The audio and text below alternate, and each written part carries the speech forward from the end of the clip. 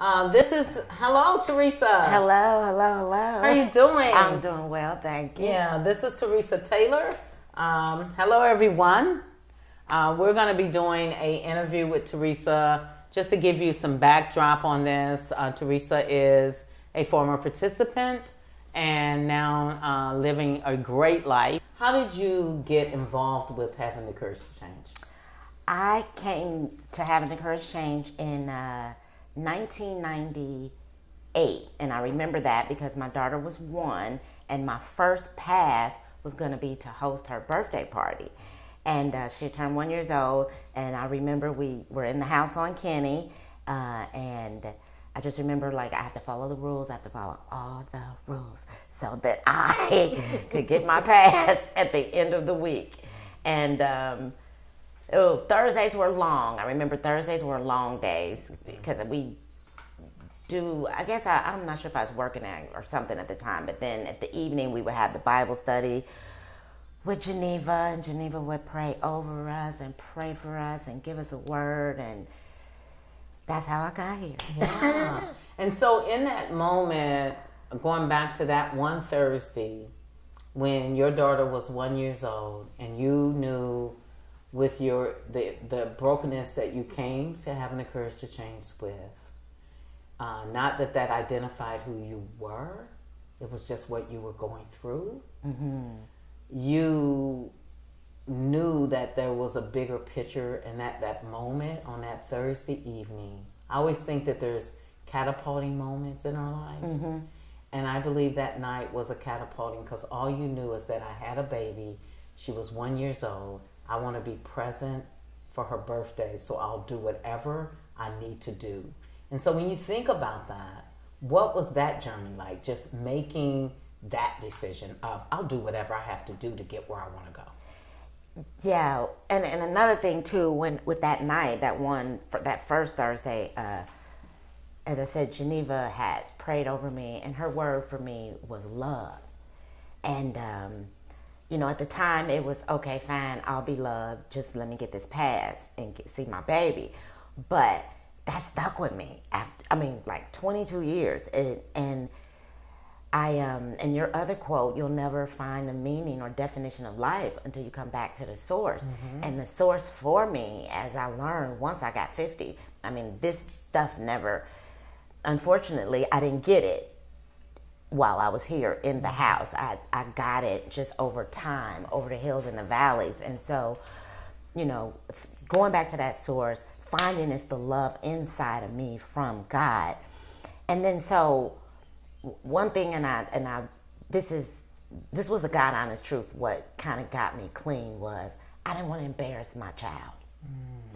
She, had started school, and I know kids are ruthless, and so, and I knew I was, people knew me, people knew my dad, and I just didn't want people to tease her, because your mom is a crackhead.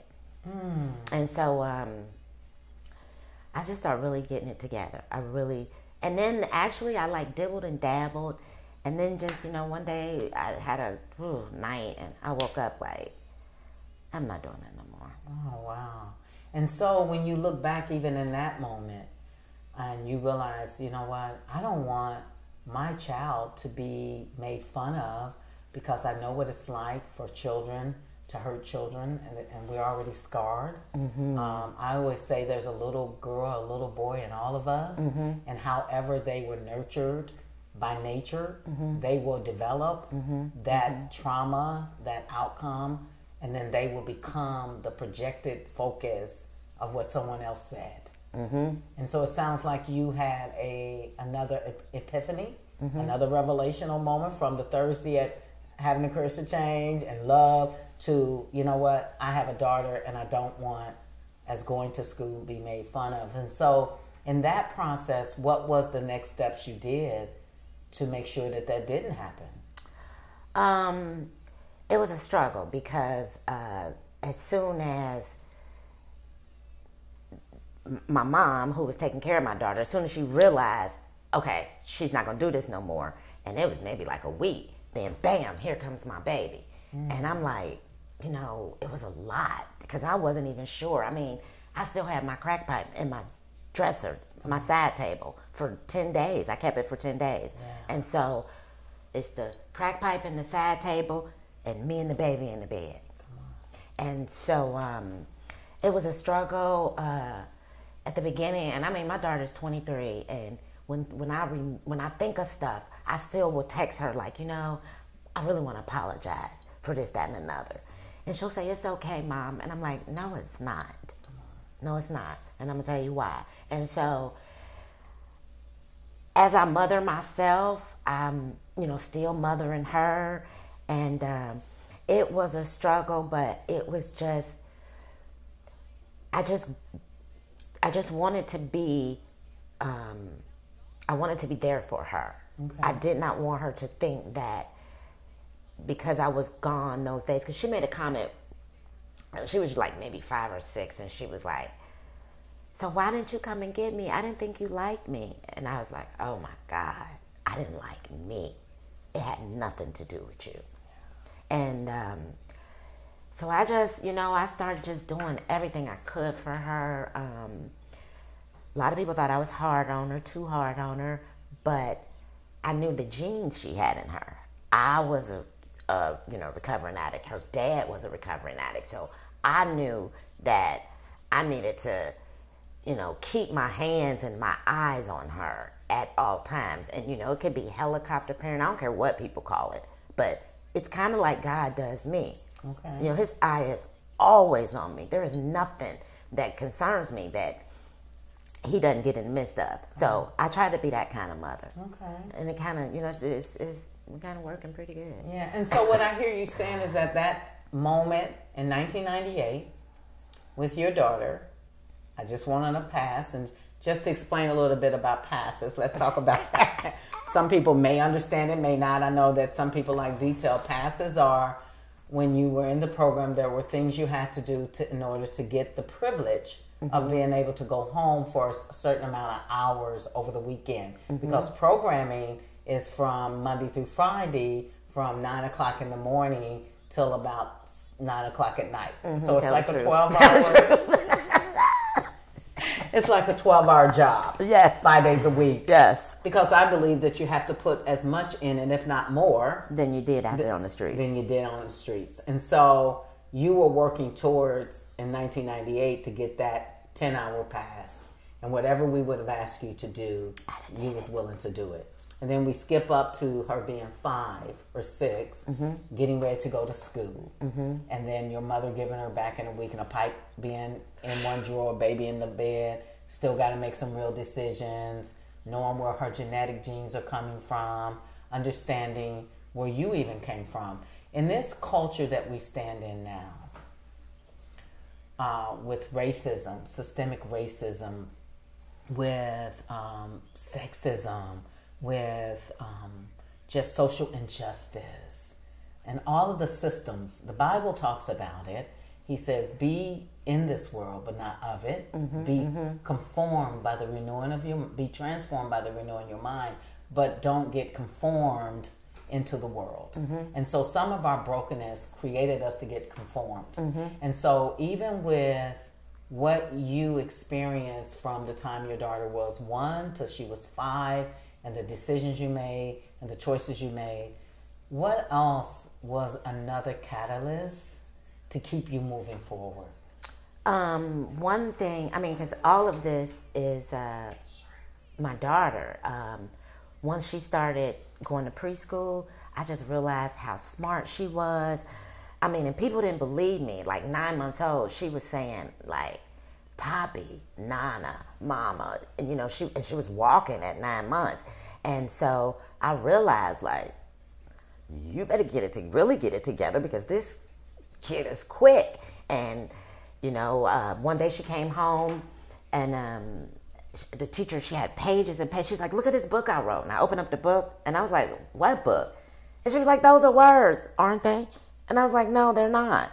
And she was like, these aren't words? And I was like, no. Well, show me what words are. Okay. We had a chalkboard, and she learned how to write that week.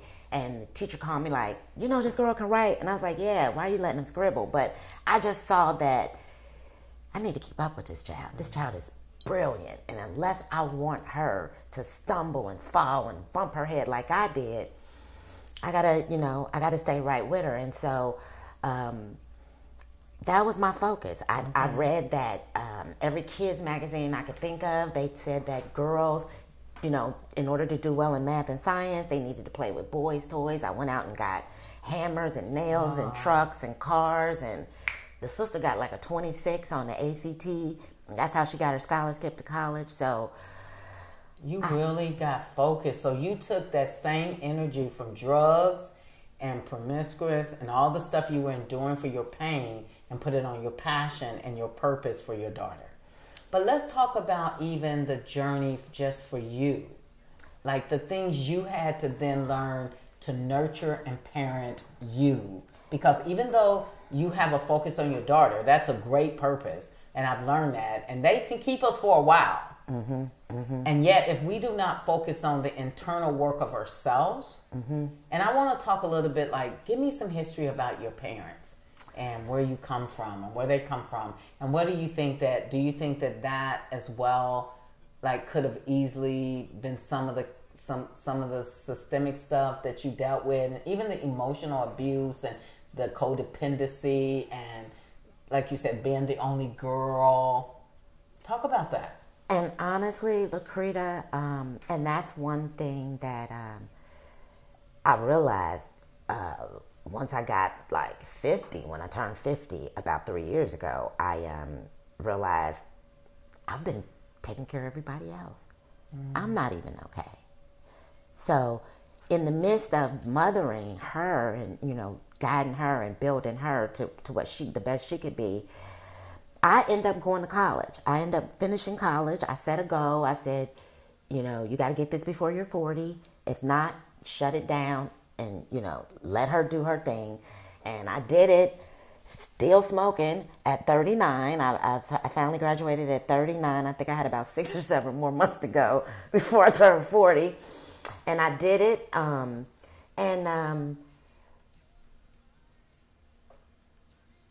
I think, okay, so my parents are from Hazard, Kentucky, from the Appalachian Mountains, and my mother didn't graduate from high school. My dad had graduated from high school. He had moved up here, stayed with his uncle, got a job at moved in Ohio? Mm-hmm, he moved to Cincinnati. He had an uncle or a brother that lived here. No, it was his uncle. It was my grandmother's brother. But I think that I was raised to put myself last. I think watching my mother take care of, she worked all day. She came home. She had 3 kids. She had a husband. Her mom was down in North Carolina, and she kept up with her. And, there was church activities. So I learned early on that I wasn't that important. It was, what I'm saying? Everybody else was more important than me. Yeah, and so as a woman, I think we learned that earlier, and it sounds like even I'm going to connect it back to your daughter. As you begin to focus on your own life, you realize that I got to now step back, and what am I going to do for me? Mm-hmm. And so even at 39, going back to school, and you didn't just go get a degree in something like easy. No, I had a history degree. I did. You went and got a history degree. Honestly, it was kind of like a plan B. I didn't have a clue in college, and then I joined the military, and then, after the military, I did get an associate's degree when I was in Honolulu, because it was kind of like after work, there was really nothing else to do. So when I got my associate's degree, and like I said, I'm still going to teach. I get back here, and I'm still using drugs, and then I'm starting to commit crimes. Okay. My anger is out of control because I've been mad all my life, and I don't even know how I smoked crack that long, because it just did not agree with my mental and my nervous. It did things for me that it just didn't do for other people. And now I see it was God, because I'm not lying. I would sit in the crack house and be like, why are you letting them sit there and enjoy their high? Why I can't enjoy my high? And I just see God like, you ain't supposed to be doing this. You ain't getting ready to enjoy this. And it was never an enjoyable experience for me, and I don't know why I did it that long. Yeah. But once I went back to school, every class I was in, I would raise my hand and ask the question, and they would say, well, that's more of a history question. And I would be like, okay. And then once I did the research, I found out with my criminal record, I was not getting ready to be a teacher. And so that was devastating. Wow. It was devastating. Yeah. I mean, I actually had a relapse behind it. But then, you know, me. Resilient? Yeah. I'm going back Monday. And I went back Monday, and like I said, I finished out, you know, that quarter. And so here I am. Yeah, but then in that, it sounds like you learned a lot about your own history and about why you did what you do. Because history says his story, and it takes you back to roots of how you know what I'm saying? You have to ask questions to me in history like, who am I? Why did I do that? Where did that come from? Why is it here? So it sounds like that maybe that was also connected to your journey. God wanted you to ask more of those kind of questions to find out about you. Exactly. And I remember I was having some issues at work, and I was crying every day when I got on my way home from work. And it was like a 45-minute ride. That's a lot of crying. This is every day. So I got home and I Googled, why do I cry every day after work? And bing, you're being sexually harassed. Are you being sexually harassed? And am I? And I had to start looking at that. And in looking at that, and I never knew. You talked about this all the time. I would read your books and be like, okay, codependent. Okay, that's not all. People be codependent. It was my codependency. Come on. My need to please. Because I had to do that at home to stay off the hot seat. With your mom or your dad? dad? My mom. My dad was my ace. That was my ace. Okay. But there was a lot of tension there between she and I. And that was the other part. I was getting it at home, and then I'd come home, and it was the same thing at home, and it was the same thing at work. And I was like, I'm not getting any breaks. And so when I turned 50, I went on a cruise by myself. And I mean, God did a lot. He showed me a lot of stuff out at sea. Wow. And when I came back, I lost all my friends. You said I lost all my friends. I lost all my friends because, you know, I started standing up. Okay. You know, that picture I showed you, I started standing up. I started using my voice. Okay. Because as much as I talked and fussed and cussed, I still felt like I wasn't expressing myself. I was saying what I thought people wanted me to hear. I was saying, remember I said I was a good rule follower. Because you said that in the beginning of this conversation. And then even in the military, nobody knew I was on drugs because I was a model soldier. Okay. And so I realized you do a lot of stuff you don't really want to do. What was that like to have that revelation? It made me mad, and I was already mad. It made me mad, and I was already mad. And so I learned, like I said, I probably was born a historian. I learned that in a conversation sometimes, especially in the moment when there's contrast, I've learned, you know, this and this and this, they don't like come out and it's not. But I learned, give me something to write with, and you gonna hear me loud and clear. So I learned maybe your best bet is to write what you need to say. Okay. So you learn how to express yourself through writing. And did that help you make your 5-year goal to get you to where you are today? Yes, that, like I said, when we came here and I learned vision boards, and I even had a vision notebook. It was like remember it was an old, what it was from. It was from one of them hospitals, and it was an emergency preparedness kit. Yeah. And I was like, okay, I'm gonna leave that part on there, but I put all these pictures.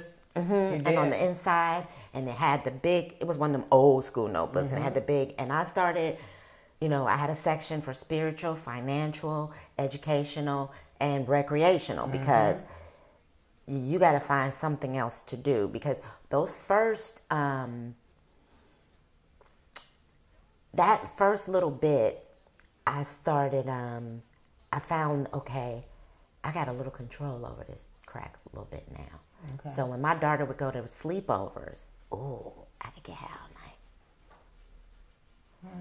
And that's how I end up stopping, because I went out and I drank, and then I end up getting high all night, and I woke up the next day like, girl, you ain't doing this no more. I think I had about 36 cents in the bank. I had just got paid. I mean, my bills were paid. And I was like, okay, Teresa, there's no such thing as a responsible crackhead. It's not happening. And so it was time to wrap that part up. But you began to look at your vision boards.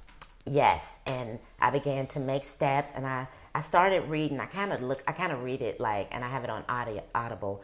Every year I kind of, take a week at work and listen to Napoleon Hill. Okay. How to Think and Grow Rich. Yeah. And so, what does he say? Something about success is the progressive realization of worthwhile goals, something. Okay. And I start realizing, okay, you can, you know what I'm saying? You just got to do those little steps, baby steps. Sometimes I maybe couldn't take a step as big as I wanted to. But then, God starts saying, why don't you just work it monthly? Do what you can do monthly. Yeah. And then it was funny because remember when I read you Psalms 1 yesterday? Yes. And it talked about bearing fresh fruit every month. Yes. And so I started realizing it is very necessary to stay focused on this 5-year plan.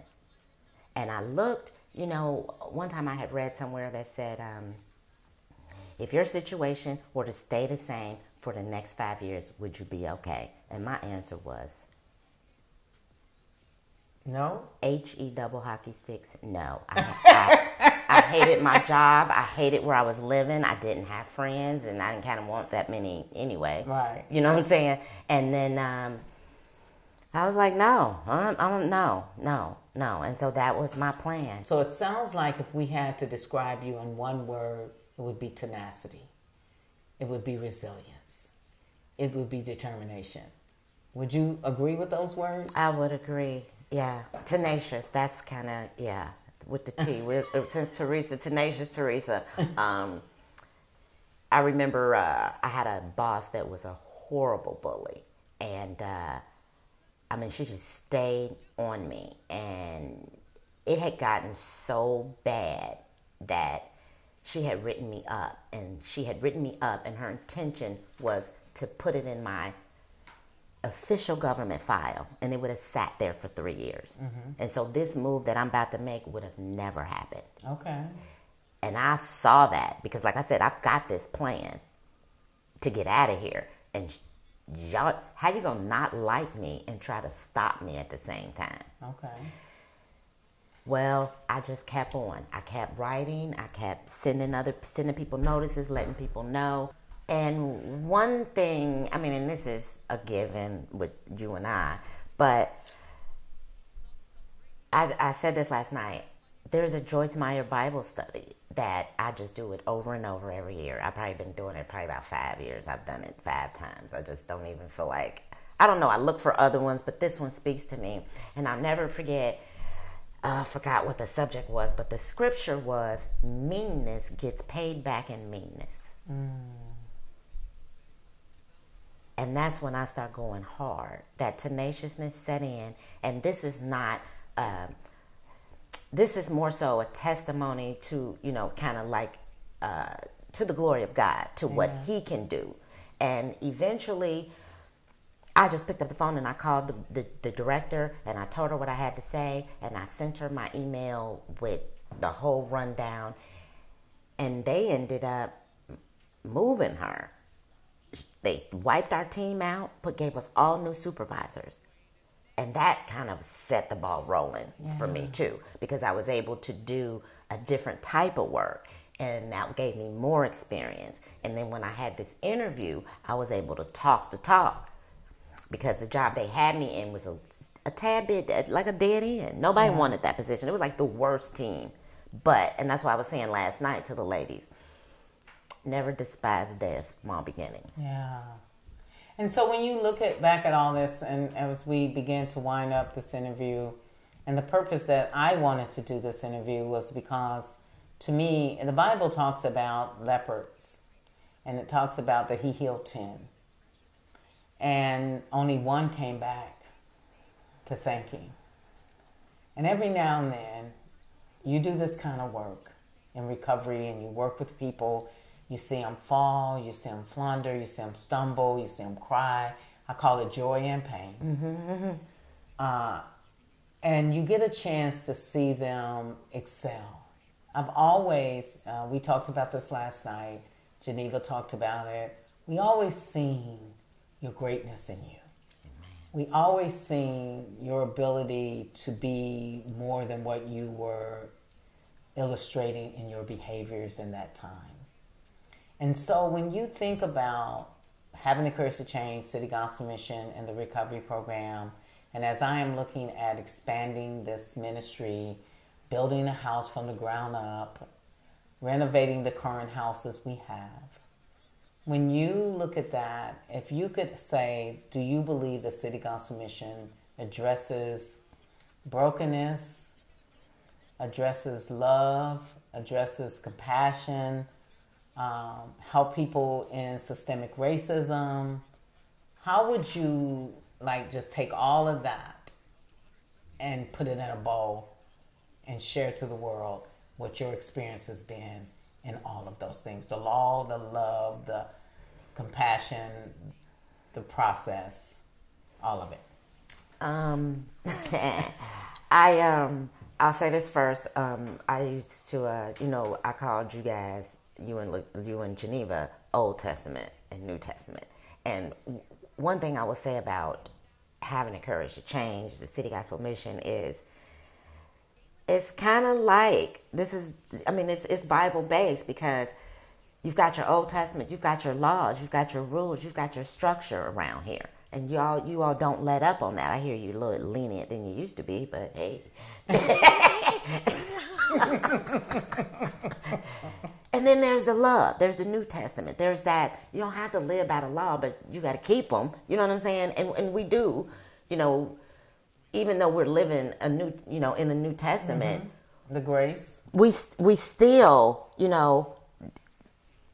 try not to lie. We try not to kill other people. And you know what I'm saying? We still keeping those laws, but it's, this is just like the Bible in flesh. It's like the Bible. If you want to see a video of the Bible, I feel like you should come here. Wow. Because you've got all different kind of people. You've got men now. You've got women. I've never come here dead flat broke. I've always, I always had a good job. I've had apartments. I've had cars.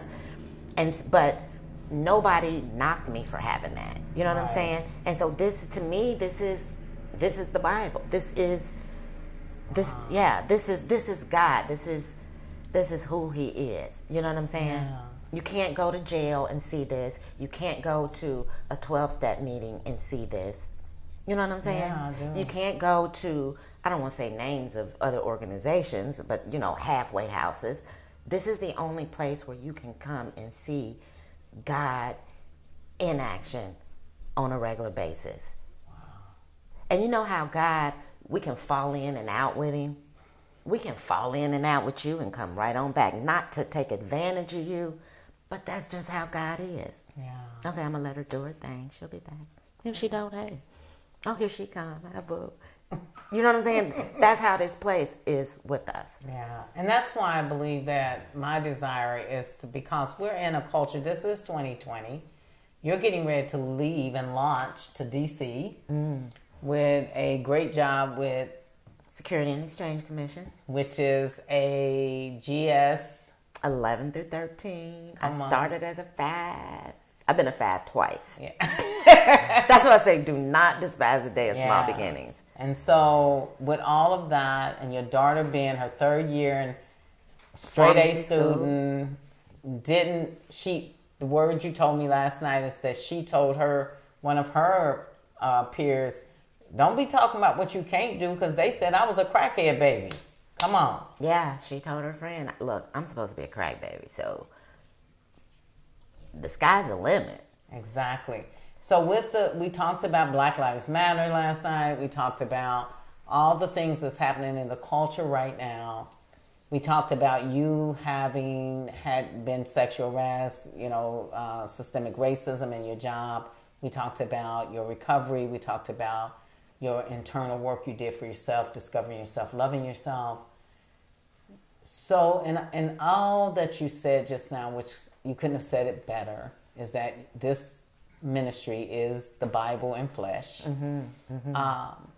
When you see the culture the way it is today, what encouraging words would you give someone just like you of color, a woman of color?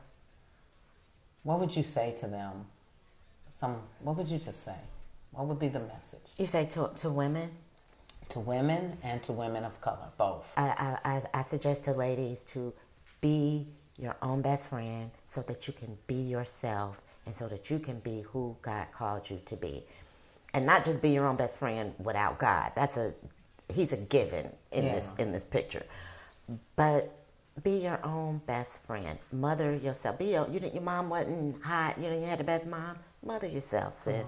You didn't have the best dad. Be your own daddy. Yeah.